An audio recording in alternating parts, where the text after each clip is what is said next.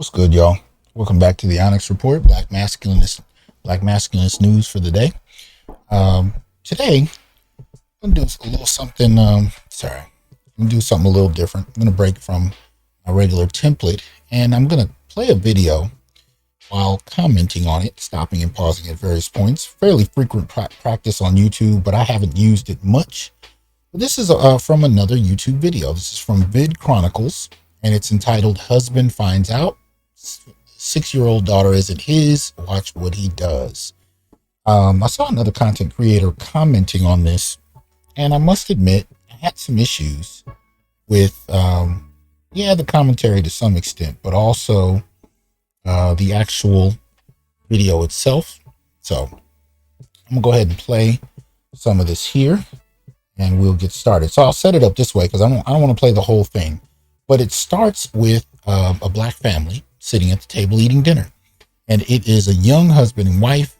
It is the father, the husband's mother, and the wife's mother and father. Right, so 5 people having dinner, a married couple and their parents. Right now, this is key.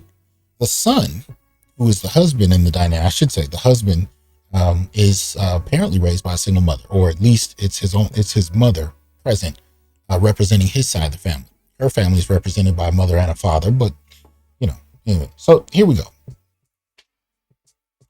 Right. Starting off, eating a meal.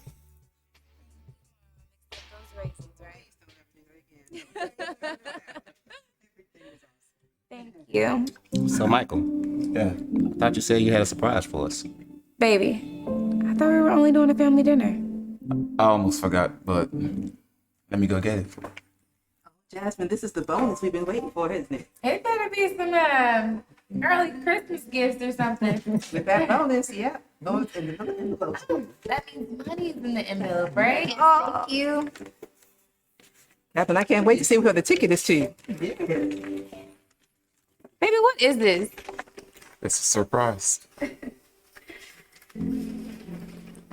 Surprise. It's What the?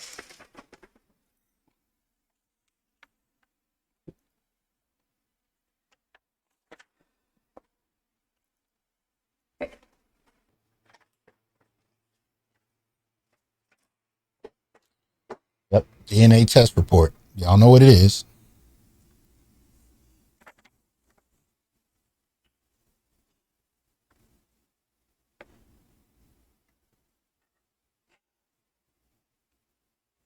Baby, what is this? You know what it is, Jasmine. Baby, why? Why would you do this right now? Okay, that's the first thing.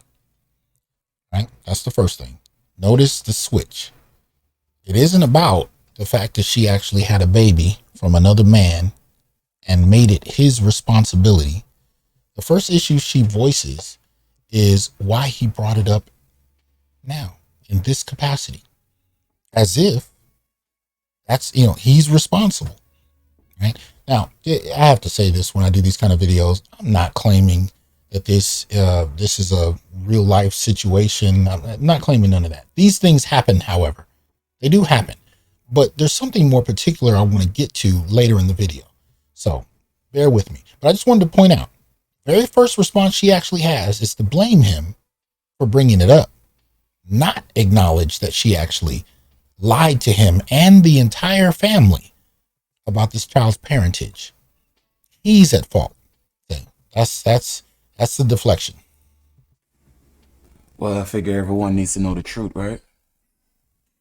Jasmine, you have some explaining to do. Mom, it's not what it looks like. Then tell us what it is. Baby, can we please go talk in private? Please. Now, see right there, that's the second. That's strike 2. She wants to handle it in private to get him back on track so that they can ideally come back out and both clean up the mess together. See, she doesn't want to be accountable, but she wants to make sure she's able to tame him, get him back in line. And it's easier to do that in private as opposed to in front of both sets of parents where you ain't gonna be able to pull certain types of bullshit in front of them. You may be able to get away with it if the husband loves you enough, but you can't do it in front of both sets of parents. And that's key. It's not one set. It's his mother's there as well. So at least theoretically, that presents a problem. So wanting to take it into private is actually an attempt in this regard to yet again sidestep accountability. But we continue. No, Jasmine. You've done enough in private. Let's talk right here. Baby, please don't do this right now. So, this means that my grandbaby? Is it my grandbaby? Jasmine, you have some explaining to do. You need to say something. Sandra. I can't stomach this. Richard, we need to go. We need to go. Please.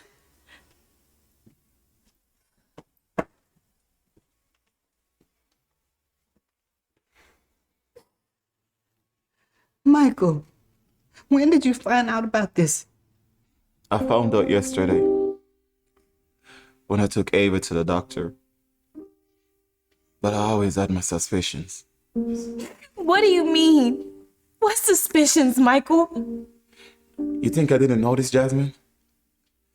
Notice what, baby? Notice what? Ava doesn't look like me. She doesn't have any of my features. For 6 years, I tried to convince myself that I was probably wrong. But every time I look at her, I knew something was wrong. But she loves you. You love her. Okay. Now, see, that's strike number 3, right? She loves you and you love her. In other words, because of the emotional attachment I knew you would develop for this child that I've lied about being yours, you're not going to leave anyway. That's ultimately what that means. You're not going to leave anyway because you're emotionally attached. She knew, as is human, that most men would be emotionally attached to a child that they've spent 6 years raising as their own. It takes a very strong-willed man to be able to walk away, and he will experience a great deal of shaming. Watch, even in the comments section for this video, you will find that there are going to be men and women that will come in and say and shame anybody who suggests that he should leave. They will tell you he should stay, that she's his daughter just because, all these kind of things. And I'm not saying that that's wrong. What I'm saying is men should be able to choose, period. And if he chooses to walk away, I don't have any smoke for him. To me, I'm indifferent. He has every right to stay at his whim or leave at his whim because he's been lied to and it's not his daughter. Yeah, but this kind of, anyway, we'll continue. You'll see. You're the only thing that little girl knows. Please. Shaming tactics. Jasmine, she's not my child. We're already a family, Michael. Please. Do you know who her father is? Baby, that was 6 years ago. I don't know. So we're already a family. Ergo, shut up, take it. You shouldn't have anything to say about it because we've already become a unit. And because it was 6 years ago, and I don't know who it is, and we know that's bullshit. Every day you see that child, you will never forget. I got a brother right now who just found out he has a grown 20-something-year-old child he had from a one-night stand with a woman who was at the time separated from her husband, but got back with her husband, found out she was pregnant, kept the baby, told the husband it was his, raised him. Now he's a grown man and doesn't realize his father is not his father. And the kid looks just like my boy, or I should say the young man looks just like my boy. So my boy reached out to him, and the mother shut down all social media, all her son's social media, just to keep him away. Why? Because she would have to suffer this moment right here. Now understand something. My boy doesn't have any children, And you ever know those kind of men that were born to be fathers? Like he's I'm telling you, man, he's got such a big heart, man. And he's a father to every community I've seen him in. He's a natural father. Some of us are just natural fathers. We father pretty much anyone we run across. We father wives, we father girlfriends, we father other people's children. It's just a fathering energy around some people.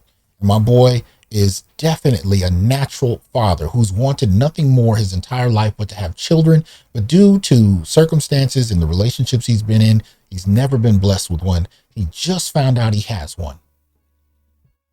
And this woman lied. And it broke my heart to hear him tell me. I can't say what it did to him. I know it hurt him. I don't know if it broke his heart, but I can tell you it definitely hurt him because he's wanted nothing more but to be a father. Anyway, let's go.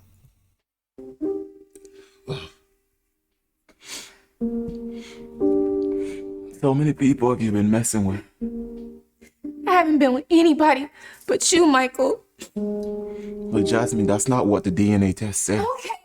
It was one mistake, and that's it. Now we done in half a second, in like 0.5 of a second, we went from I haven't done anything to it was one time. Well, actually, we went out a couple seconds. It went from I don't remember to I haven't done anything to it was one time. And the only reason he's able to get this across is because he has empirical evidence. Imagine him trying to make this case based on just his intuition that this girl don't look nothing like him.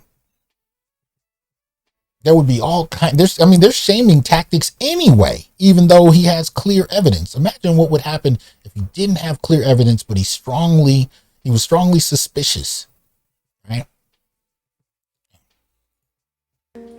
But baby, I'm sorry. Please. You need to pack your stuff.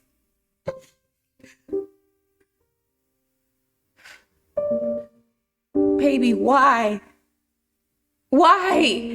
You and Ava have 1 week to get out of my house. Please don't do this, please.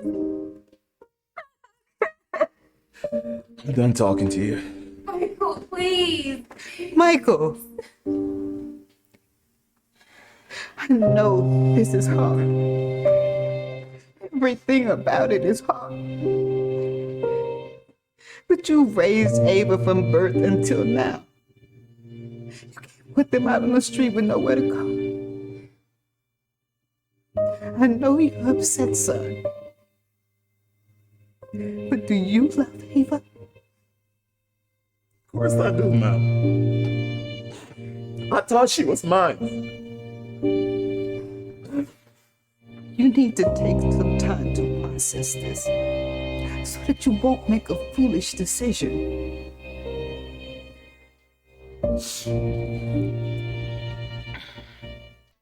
Now, in case I forget to put the link to this in the description, if you don't see it there, remind me. I will happily do so. You have just witnessed why I wanted to review this video. It wasn't what the wife did, what she lied about. It wasn't the dinner itself or the meal. It was Michael's mother. It was what she just said. Now, of course, everybody's distraught. Now, she's the first to voice, my grandbaby ain't my grandbaby, right? So she's hurt, understandably. But it's not until Michael says, you and your daughter need to leave my house. The look of shock on his mother's face was the first issue. The second is when she tells him it would be a foolish mistake if you put them out. And I found this interesting. Right? Because it immediately removes, in some respects, his option to choose after having discovered he's been lied to. See, ultimately, what we're seeing here is the gynocracy in action through shaming tactics and through what I would call faux wisdom, right? Fake wisdom. Because later in the video, they present this as wise counsel on her part. Now, understand me. If you've been in this situation and you decided to keep the child as your own and continue to play the role of father, I take my hat off to you. There's nothing wrong with that. I'm not saying that that's a bad decision. What I am saying, as I said earlier, is that a man in this situation should have every damn right to choose and not be shamed either way. But when you talk about the gynarchy, his mother was so offended at the very idea that this woman would be put out. And they're acting like she'd be on a street corner somewhere. Her parents just left the house. What you think? She can't live with her parents? Or that she doesn't have an income to provide for herself and get another apartment? See, it wasn't that she was about to be on a street corner, right? Which was, kind of what the mother was suggesting in a roundabout way. Well, you can't put them out. She's too vulnerable. The child won't have any place to be. They don't have any money. All these implications around what comes with putting the child out. No, putting the mother and the child out. She has a place to go. Her parents just left. She can go with them if she needs to. But his own mother suggested that putting them out would be a foolish decision. See, here's the thing. I don't think it's a foolish decision if he decides to exercise his right to not raise a family that isn't his. Family he's been lied to. And clearly she didn't forget, because she done went through 3 or so different shifts in a matter of seconds. She clearly knew what she was doing. Clearly. She knew what she was doing. She knew that every day that passed would get him closer and closer in terms of bonding with this girl. And she used it and she brought it up. We're already a family. She used it to trick him into staying, to emotionally manipulate him into staying. And instead of defending, if nothing else, his right to choose who he wants to be with and what family he wants to raise, his own mother shames him into staying simply because putting her out would hurt people's feelings. That's supposed to be wisdom, right? Nobody said that putting them out doesn't mean he doesn't love that little girl or his wife. Nobody said he wouldn't continue to love them after a divorce. Nobody said he can't play a role in that girl's life in some capacity if he so chooses and the wife, agrees. Nobody said that he can't have a relationship with her, but if he decides he doesn't want to father and raise the child and remain in a family under such circumstances, he has the right to choose. And any choice this man makes, as long as he's honest with himself, I will back 100%. If he decides to stay and he knows what he's staying into and he's not allowing her manipulation to control his decision making, I support that. If he decides to leave, he has got every right to do so. And I support that. Some men in this circumstance will go out as much as it hurts. It feels like pulling your own heart out of your chest and leaving it on the table. But some men will leave, eventually meet somebody else, have another family. Now, on a whole separate note, this is why I'm an advocate for, required DNA testing at birth. And I think it would upend our society in many respects, because there's data, depending on what country and what circumstance you want to look under, that suggests anything from 29% through 70 something odd percent of cases in given studies revealed that the father wasn't the parent. To suggest any one study is reflective across the board, across the entire globe, is virtually impossible at this point. But my point in bringing up that range, because I've seen different studies that range from 20 to nearly 80%, is that it's much higher than what most people think. Most people would probably tell you that it would be 1 to 3%. Now, maybe on a national or an international scale, it might go down that low, but I don't think it would. And I'm just, this is purely based in a guess. I think it'd be somewhere between 20 and 30% myself, if not 40. But the point is, regardless of what it is, it'll be much higher than people think. And one of the reasons we're not going to see that anytime soon is because it would upend families. And it would leave a lot of women to their own devices. It really would. And there's so many different pockets of this. I mean, if we just talked about military, we just talked about soldiers coming back from duty. If there were DNA tests for soldiers, oh, man, don't even get me started. Let's continue. I don't want to, I'm only going to play so much more of this.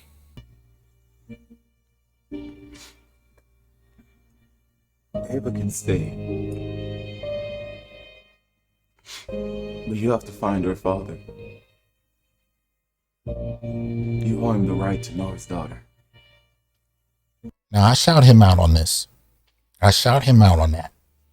See, because Ava's father is just like my boy. He doesn't know. And if he left it up to this woman, he would have never known. So I shout his character out for thinking about another man. Now, the other man might not want to have nothing to do with it. Again, that should be his choice. If this woman got pregnant with his child, didn't tell him, manipulated another man into taking care of him, as far as I'm concerned, if you want to come back later after the fact and tell him you actually do have a child, again, it should be his decision if he wants to participate in that child's life. Some people don't take well to being lied to, right? So I applaud him for making sure that at least the idea of the other man involved in this circumstance, that he should be respected in terms of what he should be able to make the choice about being involved.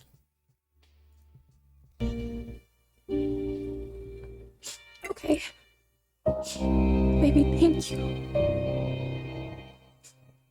What about us? Can we still be a family? Wow. Oh no. Why don't you start by fixing the problem you created? I'm going to give you two some time to work this out. Okay. She should have done that a minute ago before she said something.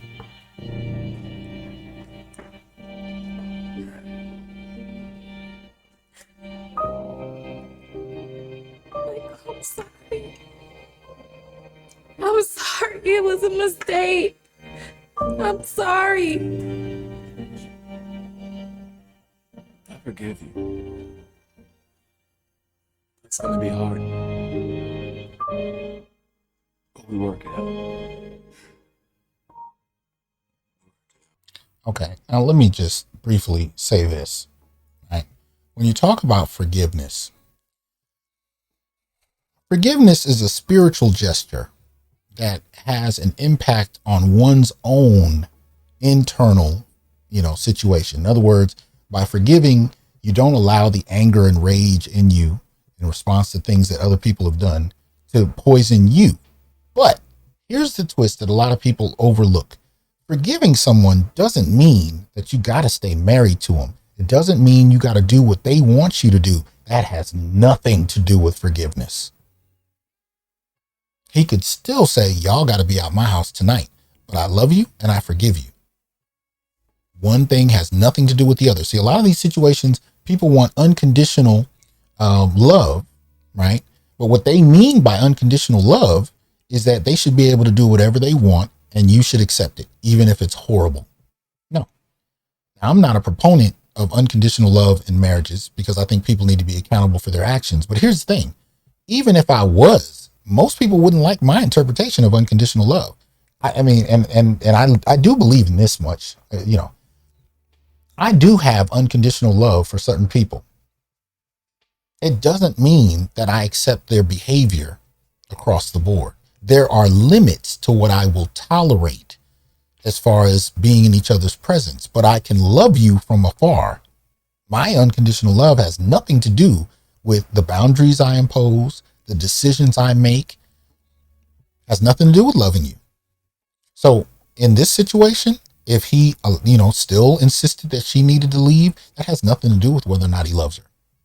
The unconditional love doesn't mean you get your way, where a person gets their way, especially after disrespecting you, especially after, doing horrible things to you, manipulating you. Now you can stay, and that can be an expression of unconditional love if you so choose.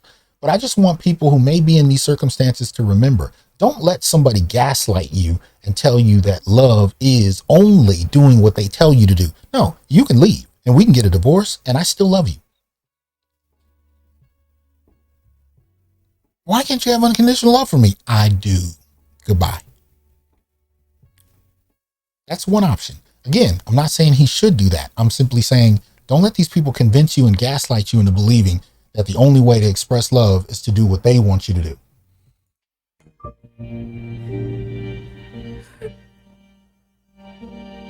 Baby, whatever you want. Whatever you want. I'll make this right, okay?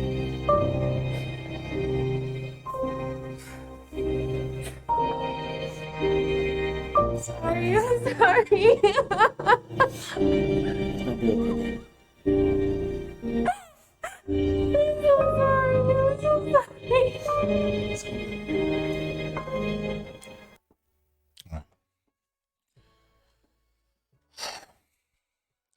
Now, you know, when you've been through situations this traumatic, this difficult, this heart-wrenching, for men who, especially black men who've been socialized in a chivalrous cultural context, right, where you're taught that anything that makes her uncomfortable, we should fix it as quickly as possible. And that's where men get that. You know, if your woman is complaining about something, the urge we have is to go fix it, to go handle it. Because for us, listening to a woman be in pain at something we can change it can be excruciating if you love the person. For men, we tend to want to problem solve, right? I would urge humbly, look, I'm not even proposing to be a relationship expert, but I am saying this. When it comes to egregious acts of disrespect, you can forgive as quickly as you have a capacity to, but I would caution you to be slow in your actions. Decide nothing in the moment. Give yourself time to process. If you can forgive as quickly as he did and it's sincere, that's great. But again, has nothing to do with your actions. You can forgive and let somebody go. You can forgive and ask them to stay. The actions and the forgiveness and the love are not connected the way most people assume that they are. I would have, if I were, counsel for him, especially if that was my son, I would say, move slow. Move slow. And it's not even just a matter of whether or not she can actually feel remorse for what she did. Some people can't. Some people can perform remorse. She has been completely oblivious and cold to this man's, eventual pain. And she hasn't cared about any of it. In the last 6 years of raising that child, she didn't care at all. And now she's remorseful. Word. Okay. So number one, does she have the capacity to actually feel genuine remorse? That would have been the first question. But truthfully, number two, she can't getting her way just because she wants it. No. If you don't want to be there, you're going to do much more damage to yourself and especially that girl, that baby, by staying somewhere you don't want to be. So you got to be honest with yourself as men about what you really want. And I don't want to see men apologize for shit. When you make a decision for your own well-being to walk away, then own it. Don't apologize for it. You've done nothing wrong. Now, well, you can look, I think it's healthy to be able to point out how you contributed to the situation, right? So one might say, if you were Michael, you might say, you know what? I always kind of knew she wasn't mine, but I waited 6 years to act on it. I was not prepared to accept the reality of that. He could actually say, look, I contributed to this to the extent that I didn't follow through on my own intuition, because I wasn't emotionally stable enough to handle the results that I suspected were true. He can own how he contributed to parts of this. I let you do this because I loved you more, or I allowed you to get away with more than I should have because I had really an unhealthy love for you. I valued you more than myself, whatever it may be. It's important, yes, from a therapeutic and healing standpoint position, that we be able to identify how we contribute to situations. But what you're going to find people want to do is make him responsible for this because of his picadillos, because of his contributions. They want to make it all about him. and ultimately suggest he needs to shut up, be quiet, and accept the situation because he contributed in some fashion. No. Do not allow people to gaslight you along those lines. You can own what you've contributed, but you can also own that you stood the fuck up. And you decided at a certain point that it was no longer worth it. You shouldn't have been in the situation in the first place in terms of what this other person did to you, but you can own what you've contributed to it, and you can also decide you don't want to do it anymore. And there's nothing wrong with that choice. Ultimately, what I'm trying to tell you, in these kind of situations, is to look at the myriad ways that men are manipulated, emotionally, otherwise. Right?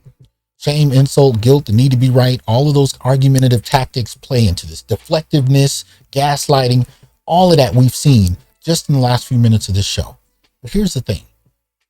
You are not bound to what other people want just because they want it. Those are their issues. You do not have to be accountable for their issues to be in the right standing on a given situation. You got to be right with you. Not with her wants, not what his mother wants, not even what the child wants. You got to be right with you. Because if you stay in a situation that's toxic, that you really don't want to be in, you're going to end up doing more damage to everybody there. Leave. Or stay, if that's your inclination. But be honest about it. Be honest with yourself. Be righteous in your honesty to yourself about whether staying or leaving is right for you. And whatever that right is, stand on it like a rock. If you know you belong in that family and that's the family you choose, then own it. Don't look back. Don't apologize. Live it 100%. And don't continue to punish her indefinitely for something that you've accepted and forgiven her for. If you're going to forgive her and you're going to stay, then stay. But you have just as much right to leave and hold your head up high. Go start another family. Live your life on a different set of terms, whatever that may be. I'm not really pushing for one outcome other than, if you want to call it an outcome, that you be able to be honest with yourself about what you need. That's the only outcome I care about, whatever that looks like. And we be, as men, honest with ourselves and not let societal shaming, not let chivalry, not let other people's opinions or feelings impact and decide what we should do. Like to hear your comments. Look forward to it. Peace.